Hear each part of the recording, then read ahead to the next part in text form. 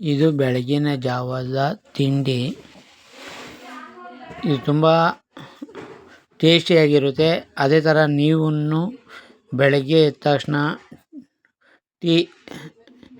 Tea ಅಂದರೆ ಟೀಗೆ ಜಾಸ್ತಿ ಸಕ್ಕರೆ ಹಾಕಂದಿರ ಕಡಿಮೆ ಸಕ್ಕರೆಯಲ್ಲಿ ಟೀ ಜೊತೆಲಿ ಚಪಾತಿ, ಆಮ್ಲೆಟು ಮತ್ತು ಅದಕ್ಕೆ ತಕ್ಕಂತೆ ಚಟ್ನಿ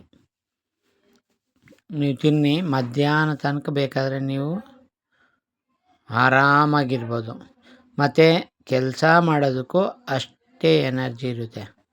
ಇದರಲ್ಲಿ ಯಾವುದೇ ಇದಿರಲ್ಲ. ನೀವು 8 ಗಂಟೆಗೆ ತಿಂದರೆ ಸಾಕು, 12ರಿಂದ 1 ಗಂಟೆ ತನಕ ತಡಿಬೋದು. ಯಾಕಂದರೆ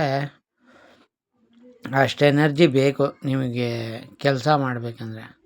ಇಲ್ಲ ಏನೂ ಮಾಡಲ್ಲ ಅಂದರೆ 1 ಚಪಾತಿ, 1 ಟೀ, 1 ಆಮ್ಲೆಟ್ ತಿಂದರೆ ಸಾಕು. ಅದೇ ಒಂಥರ ಬಾಡಿ ಕೊಲೆಸ್ಟ್ರಾಲ್ ಕಡಿಮೆ ಮಾಡುತ್ತೆ.